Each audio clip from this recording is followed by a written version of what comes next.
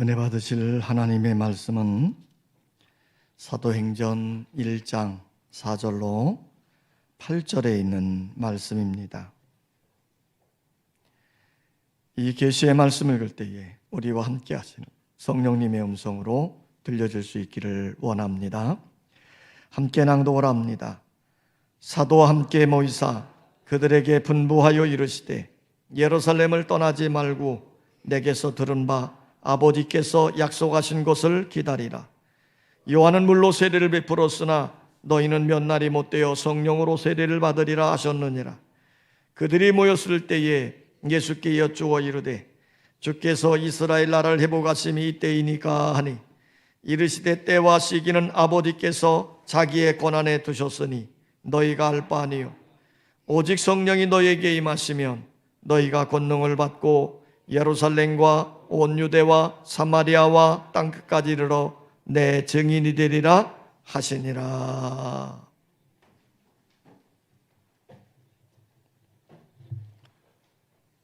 구약 시대에는 성부 하나님이 직접 나타나셔서 사람과 대화를 나누셨습니다. 아담과 대화를 나누시고 노아와 대화를 나누시고 에녹과 대화를 나누시며 동행하셨지요. 아브라함을 부르시고 모세와 이야기하시고 선지자들과 대화를 나누셨습니다. 그러니까 구약시대는 성부 하나님이 직접 말씀하시고 직접 역사하셨던 시대입니다. 신약시대는 예수님이 인간의 몸을 입고 이 땅에 오셔서 사람들과 함께 하셨습니다. 그런 예수님이 십자가를 지시고 죽으셨다가 3일 만에 부활하셨지요. 그리고 부활하신 다음에 부활하신 증거를 제자들을 찾아다니면서 다 보여주셨습니다.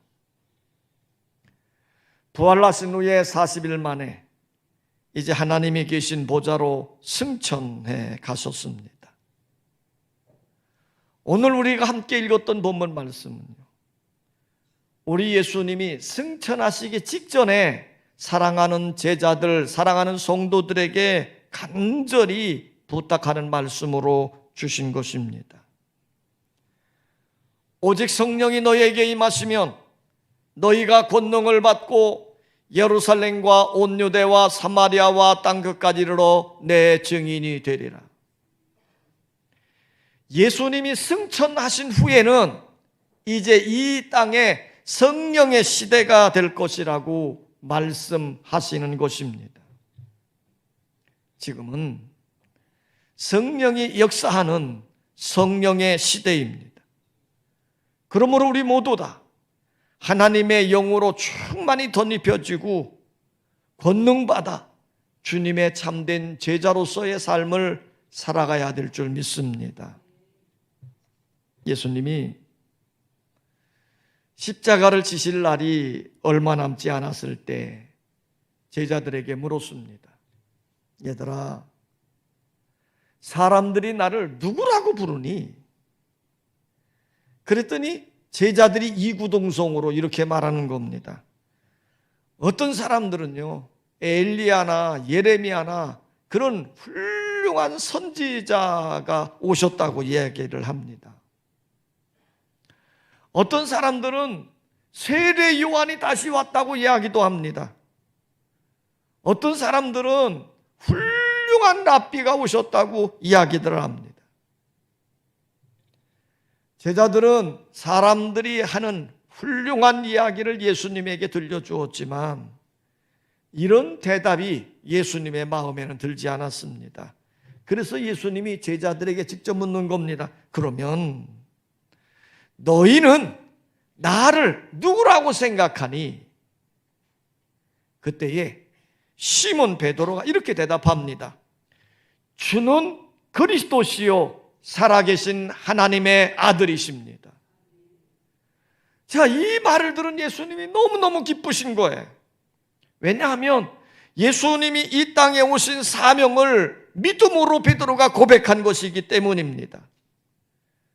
믿음으로 예수에 대해서 고백한 베드로를 예수님은 이렇게 축복했습니다. 바요나 시몬아, 내가 복이 있도다. 너는 베드로라. 내가 이 반석 위에 내 교회를 세우리니 음부의 권세가 이기지 못하리라. 내가 천국 열쇠를 내게 주리니 내가 땅에서 무엇이든지 매면 하늘에도 매일 것이고 내가 땅에서 무엇이든지 풀면 하늘에서도 풀리리라. 놀라운 축복을 베드로에게 해 주신 것입니다. 이렇게 놀라운 축복을 해 주신 다음에 예수님이 제자들에게 이렇게 말씀하시는 거예요. 그런데 얘들아, 내가 머지않아 원수들에게 잡혀서 죽게 될 거야. 자, 이 말을 들은 제자들, 베드로를 비롯한 제자들이요, 너무 황당한 겁니다. 베드로가 예수님을 붙들고 이렇게 간청을 하는 거죠. 주여 그리 마옵소서, 이 일이 결코 주에게 미치지 아니하리이다. 이렇게 붙들고 간청하는 베드로에게 예수님이 이렇게 책망했습니다. 사탄아, 물러가라. 너는 나를 넘어지게 하는 자로다. 그럴 때 베드로를 비롯한 제자들은요, 이구동성으로 이야기합니다. 우리가 죽을지언정 주님을 죽게 하지 않겠습니다. 우리가 주님을 떠나지 아니하고 주님과 함께 하겠습니다. 그들은 호언장담들을 했어요. 그때에 예수님이 베드로에게 이런 경고를 합니다. 네가 닭울기 전에 나를 3번 부인하리라. 베드로를 비롯한 제자들, 그들은 예수님의 경고는 아랑곳 없었습니다. 다만 자신들의 뜨거운 결심만 가지고 예수님에게 의리를 지키고 정말 예수님을 위해서 죽겠다고 다짐까지 했었지요. 또 그런 노력도 했습니다. 그러나 결국 이렇게 결심했던 베드로가 어떻게 됩니까? 어린 계집종 앞에서도 예수님을 모른다고 부인했고요. 나중에는 예수님을 저주하며 모른다고 부인을 했습니다. 그럴 때 닭이 꼬끼요 하고 우니 베드로가 닭 울음소리를 들으면서 예수님이 하신 말씀이 생각이 난 겁니다. 내가 닭 울기 전에 나를 모른다고 부인하리라. 자, 그 말씀이 생각나서 베드로는 그 자리를 박차고 뛰어나가 통곡하며 웁니다. 여러분, 그 이후에 제자들의 행적을 보면 정말 한심스럽기 그지없습니다. 예수님이 십자가를 지시고 골고다 언덕을 올라가실 때에 제자들은 한 명도 그와 함께하지 않았습니다. 예수님이 십자가를 지시고 쓰러지고 또 쓰러질 때마다 군병들의 그 날카로운 채찍이 내려쬐었는데도 어느 한 제자도 예수님을 대신해서 십자가를 지지 않았습니다. 왜 그럴까요? 다 도망갔기 때문이에요. 예수님이 골고다 언덕에서 십자가 처형을 당할 때에도요, 가장 젊은 요한 외에 한 명의 제자도 그곳에 없었습니다. 심지어 예수님의 시신을 장사 지낼 때도요, 아리마다 사람 요셉이 여인들과 함께 예수님의 시신을 장사 지냈습니다. 예수님의 시신을 장사 지내는데도 제자들은 함께하지 못했습니다. 안식구 첫날에 막달라 마리아가 예수님의 시신에 향이라도 부어드리려는 마음으로 무덤을 향해 찾아갔어요. 그런데 무덤에 가까이 보니 무덤 문은 열려져 있고 예수님은 보이지 않고 빈 무덤만 있는 겁니다. 너무나도 깜짝 놀란 막달라 마리아가 뛰쳐나가서 베드로를 찾아가고 베드로를 데리고 와서 빈 무덤에 왔어요. 자, 그러면 베드로는 어떻게 해야 됩니까? 예수님의 빈 무덤을 보는 순간 예수님의 평소에 하셨던 말씀이 생각이 나서, 야, 우리 예수님은 부활하셨다 기뻐하면서 부활을 전하는 증인이 되어졌어야 했습니다. 그런데 성경을 보면 빈 무덤을 본 베드로 자기 집으로 돌아가서 그날 저녁에 어떤 일을 했습니까? 자기의 동료 7명을 데리고 디베라 바닷가로 가서 밤새도록 고기만 잡고 있는 거예요. 여러분, 이것이 예수님과 함께 하고 예수님을 위해 죽겠다고 결심을 했던 제자들의 모습이었습니다. 여러분, 우리 인간의 의지와 결심만으로는 안 되는 겁니다. 우리 인간이 가진 결심, 의지는 너무 쉽게 무너져 내리는 거지요.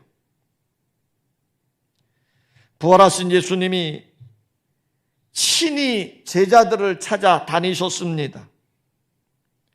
사랑의 주님이시기에 자신을 배반하고 도망친 제자들이지만, 그러나 우리 예수님은 부활하신 후에 직접 찾아가셔서 부활을 보여주었고 그 제자들에게 이렇게 당부했습니다. 성령을 받으라, 성령을 받으라. 디베라 바다까지 찾아가셔서 밤새도록 헛구물질하고 있는 제자들에게 153마리의 큰 고기를 잡도록 하셨고, 그들에게 생선을 불을 피워 구워주었고 떡까지 갖다 주셨습니다.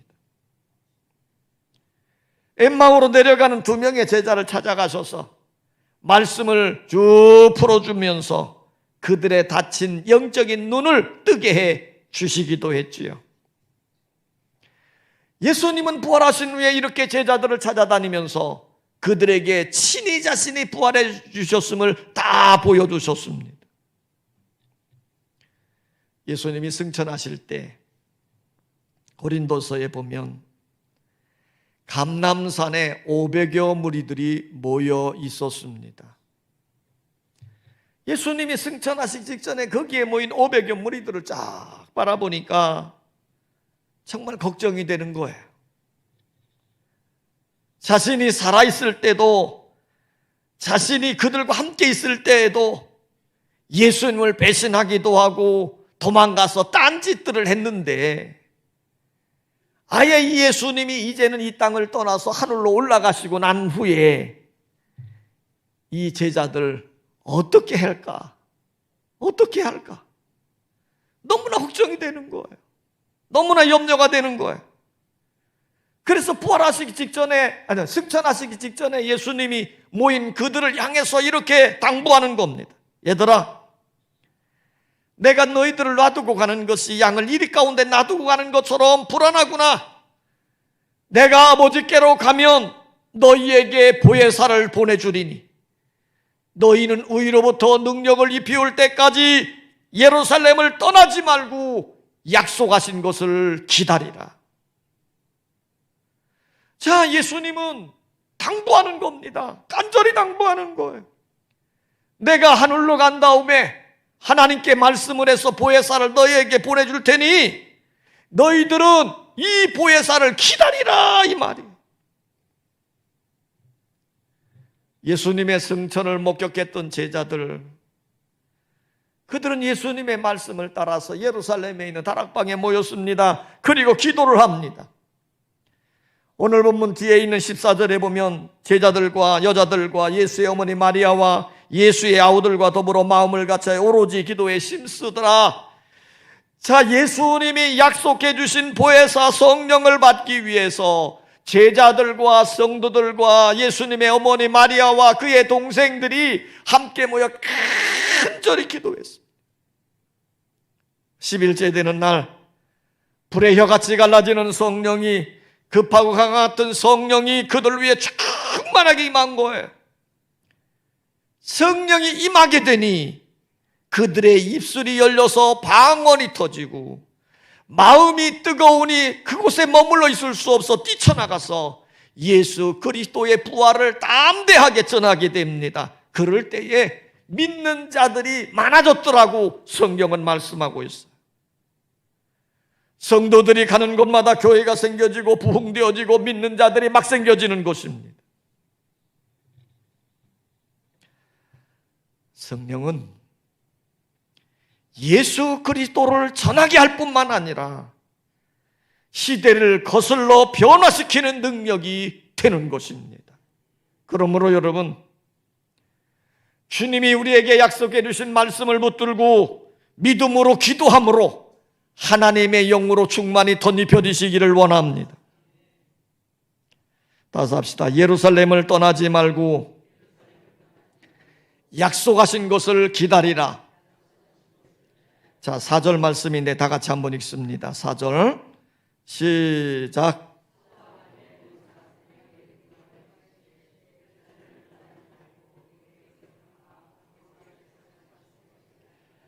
자, 이 말씀에서 우리는 세 가지 문장을 추억해낼 수 있어요. 첫째는 예루살렘을 떠나지 말라. 두 번째는 아버지께서 약속하신 것을 그래요. 세 번째는 뭡니까? 기다리라는 거예요. 기다려라. 그러면 왜 예수님은 예루살렘을 떠나지 말라 그랬을까? 예루살렘은 하나님 신앙의 중심점이에요. 이곳에서 하나님을 만나고 이곳에서 하나님의 말씀을 들었고 이곳에서 하나님께 예배하던 곳이에요. 예수님이 승천하여 그들과 함께하지 않는다 할지라도 그들은 하나님의 신앙을 떠나지 말고 예루살렘을 중심으로 해서 하나님의 신앙으로 살아라 하는 예수님의 간곡한 부탁이 담겨져 있는 거예요. 여러분, 예루살렘을 떠나서는 아니 됩니다. 이 하나님이 우리에게 약속해 주신 것이 뭐예요? 5절인데요. 요한은 물로 세례를 베풀었으나 너희는 몇 날이 못 되어 성령으로 세례를 받으리라 그랬어요. 하나님이 약속하신 것은 보혜사 성령입니다.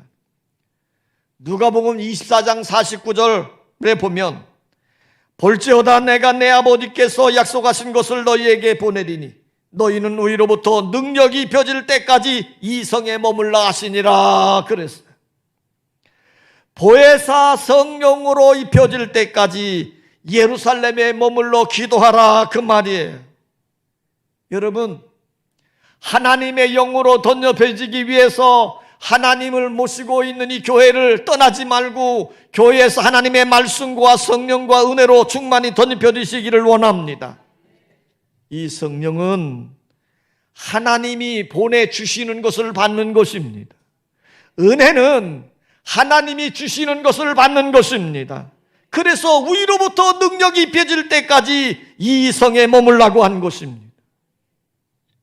성령 받을 때까지, 은혜 받을 때까지 기다리라는 거예요. 예수님이 승천하실 때 감람산에 한 500여 명이 모여 있었다고 그럽니다. 거기에 모여 있는 무리들은요, 예수님이 간곡한 심령으로 당부했던 말씀, 예루살렘을 떠나지 말고 약속하신 것을 기다리라. 너희는 몇 날이 못 되어 성령으로 세례를 받으리라 그랬어요. 이 말씀을 500여 무리들이 다 들은 것입니다. 그런데 오늘 본문 뒤에 있는 15절을 보면요, 남아서 주님의 약속을 기다린 사람이 몇 명일까요? 15절을 좀 한번 읽어봐요. 오늘 본문 뒤에 있는 15절 시작.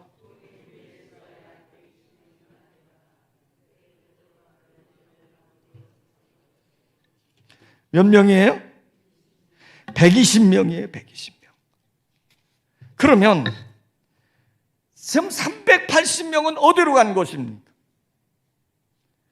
주님의 약속을 기다리지 못하고 이 핑계 저 핑계로 역사적 현장에서 떠나는 자들이 되어지고 만 것입니다. 여러분, 우리는 하나님의 약속의 말씀을 받되 끝까지 기다리는 자 되어져서 120명이 성령의 충만함을 받을 때에 그들은 역사의 현장의 주역들이 되어지는 자가 되어졌으니 하나님의 은혜를 받는 자 되시기를 원하고 하나님의 영으로 충만해지는 여러분 되시기를 원합니다.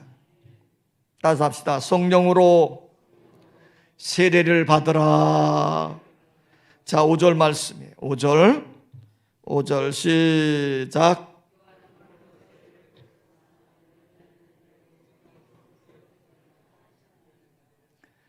지금 예수님은 사랑하는 제자 성도들에게 하나님이 약속하신 성령을 기다려라. 너희가 먼 날이 못되어 성령으로 세례를 받으리라. 그렇게 말씀을 했어요. 그런데 그것에 모인 무리들이 예수님께 이런 질문을 합니다. 오늘 6절인데 이렇게 돼 있어요. 주께서 이스라엘 나라를 회복하심이 이때이니까. 지금 예수님은 성령 받으라고 말씀을 하셨는데 제자들은 이렇게 말하는 거예요. 이스라엘 나라를 회복하심이 이때입니까? 그러자 예수님이 이렇게 대답을 했어요. 때와 시기는 아버지께서 자기 권한에 두셨으니 너희가 알 바 아니다. 자, 7절 이렇게 말씀하시는 거예요. 지금 제자들이 정치 문제를 많이 가지고 있는 거예요. 거기에 관심을 가지고 있는 거예요. 이렇게 말하는 겁니다. 예수님, 이제 우리나라가 독립할 수 있습니까?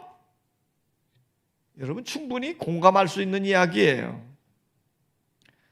우리가 이스라엘의 역사를 살펴보면 북왕조 이스라엘이 BC 721년에 아수르란 나라에 의해서 완전히 망했죠. 남쪽에 있는 왕조 유다 왕국은 그보다 좀 뒤인 BC 586년에 바벨론이라고 하는 나라에 의해서 망했어요. 그러니까 이스라엘과 유다가 다 망해버린 거예요. 그리고 바벨론이 망한 후에는 바사라고 하는 나라의 지배를 받게 되고요. 그 뒤에는 헬라 제국의 지배를 받게 되고, 지금 예수님이 이 말씀을 나누는 당시에는 로마라고 하는 나라에 의해서 지배를 받고 있을 때예요. 그러니 700년 이상 나라 잃고 지배를 당해온 민족의 서러움 충분히 나타낼 수 있다고 생각을 합니다. 얼마나 공감된 일이겠어요? 이 질문을 받았을 때 우리 예수님이, 그래, 참 좋은 질문이야. 우리가 힘을 합쳐서 나라를 해방시키고 이스라엘을 세워가자. 아, 그랬으면 얼마나 신바람 나고 좋은 말이겠습니까? 그런데 예수님이 그 말씀 제자들에게 듣고 난 다음에 이렇게 말하는 거예요. 그 문제는 하나님의 권한에 달려 있는 것이다. 여러분, 국가의 흥망성쇠나 개인의 생사화복은 모두 다 하나님의 권한에 있다는 겁니다. 하나님의 주권에 달린 문제이기 때문에 너희가 알 바 아니라는 거예요. 너희가 거기에 관심 갖지 말라는 겁니다. 지금 너희들이 정치적인 문제, 땅에 관한 문제를 갖고 있는데, 그것보다는 지금 너희들에게 심각한 문제가 뭐냐면 성령의 문제, 하나님의 약속에 대한 관심을 가지라고 말씀하고 있는 겁니다. 여러분, 지금 주님은 우리에게 이렇게 당부합니다. 우리에게 만나지는 정치적인 문제, 물질적인 문제, 사회적인 문제 많이 있습니다. 그러나 근본적으로 그 모든 것들은 하나님의 권한에 달려있는 것이에요. 우리가 그 과정 속에서 승리해 나가고 하나님의 뜻을 이루려고 한다면 하나님의 영 성령으로 충만히 임하여야 된다는 거예요. 오늘 여러분들에게 하나님의 영으로 충만히 받아야 능력을 받게 되고, 능력을 받아야 복음을 전하는 증인들이 된다는 것이지요. 그래서 주님 이렇게 말씀합니다. 따라서 합시다. 권능을 받고 예수의 증인이 되어라. 자, 8절 말씀입니다. 8절 다 같이 시작.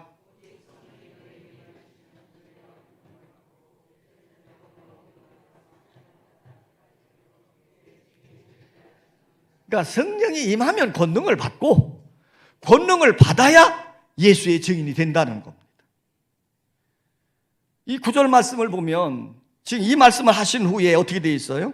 이 말씀을 마치시고 그들이 보는 데 올려져 가시니, 예수님이 승천하신 거예요. 이 말씀을 하고 난 다음에 구름이 그를 가리켜 보이지 않게 되더라. 성경은 이렇게 얘기합니다. 그러니까 지금 오늘 본문 말씀은요, 예수님이 승천하시면서 유언처럼 하신 말씀이에요. 유언처럼 하셨던 말씀은 굉장히 중요한 말씀이다 이 말이에요. 성령 받아야 권능을 받고, 권능을 받아야 예수의 증인이 된다는 겁니다. 지금 우리가 살고 있는 시대는 성령의 시대입니다. 우리가 성령을 떠나지 아니하고는 아니 된다는 거예요. 우리는 정치적인 문제, 물질적인 문제, 사회적인 문제, 인간관계의 문제, 많은 문제 속에 허덕이면서 그것에서 벗어나려고 온갖 노력을 다하지만 예수님은 분명히 이렇게 말합니다. 그것은 하나님 권한에 있는 것이고 우리는 하나님의 영 성령을 받으라는 거예요. 성령을 받아야 권능을 받습니다. 우리가 일상의 삶을 살아갈 때요, 많은 전자제품을 씁니다. 요즘 참 전자제품이 많잖아요. TV라든지 세탁기라든지 냉장고라든지 청소기라든지 에어컨이라든지 심지어 이거 없으면 못 살아 할 정도로 휴대폰이라든지, 자, 이런 전자제품들 참 우리 삶을 편리하게 만들기도 하고 때로는 안식할 수 있게 하는 유익한 제품들이에요. 그 이 중에는 고가를 가는 비싼 것들도 있거든요. 그런데요, 아무리 이런 전자제품들이 기능이 좋고 다 한다 할지라도요, 반드시 거기에는 전기가 꽂혀 있든지 전기가 충전되어져 있어야 됩니다. 전기가 다 방전되어지면 아무리 교가의 제품이고 아무리 좋은 기능들을 가지고 있다 할지라도 무용지물입니다. 이처럼 하나님의 형상대로 지음받은 우리 사람들 대단합니다. 하나님께서 놀라운 은혜와 능력을 주셨습니다. 그런데 문제는 하나님의 형상대로 지음받은 우리 사람이 하나님의 영으로 충만해져 있어야 하나님의 사람다운 진가를 발휘할 수 있다는 겁니다. 만약에 하나님의 영이 다 빠져가려면 값비싼 전자제품이 아무 무용지물인 것처럼 우리 인간도 무용지물이라는 거예요. 예수님이 이걸 말씀하는 거예요. 제자들이 목숨 걸고 주님과 함께 하겠다고, 내가 주님을 위해 살겠다고 헌장담했는데 다 무너진 이유가 이것 때문이에요. 그래서 예수님이 승천하시면서 당부하는 겁니다. 위로부터 하나님의 영으로 충만히 덧입혀져라. 아버지께서 약속하신 것을 기다리고, 그러면 너희들이 몇 날이 몇 되어 성령으로 세례를 받으리라. 여러분, 성령을 받아야 권능을 받습니다. 권능을 받아야 예수의 증인이 되어진다는 거예요. 오늘 예수님이 반드시 이것을 말씀하고 있습니다. 여기 증인이란 말은 헬라어로 말투레스 이런 단어를 썼어요. 순교자라는 뜻이 있습니다. 순교자적인 각오를 가지고 복음을 전하는 사람이 증인이라는 겁니다. 오늘 여러분, 우리가 결심해서 되는 게 아니잖아요. 내가 죽을 것을 각오하고 목숨을 걸고 복음을 전한 것 사도행전에 보면 쭉 나와져 있는데 전부 다 어떤 사람들이에요? 하나님의 영으로 충만해진 사람들이에요. 오늘 우리가 하나님의 영에서 다 방전되어져 버리면 우리에게 남는 것은 무엇일까요? 신앙의 경력만 남습니다. 신앙의 직분만 남습니다. 그러나 그것은 아무런 의미가 없는 거예요. 오늘 이 성령 강림절에 요한 웨슬레 목사님의 회심 기념 주일에 오늘 우리는 다시 한번 하나님의 은혜를 사모하고 하나님의 성령의 능력으로 충만히 체험받는 은총의 자리가 되시기를 원합니다. 승천하시면서 우리 주님 세 가지 것을 우리에게 당부했습니다. 예루살렘을 떠나지 말고 약속하신 것을 기다리라. 성령으로 세례를 받으라. 권능을 받고 예수의 증인이 되어라. 이제 여러분들이 하나님의 영으로 충만해져서 권능 받고 주님의 참된 증인, 참된 제자들이 되시기를 주의 이름으로 축원합니다.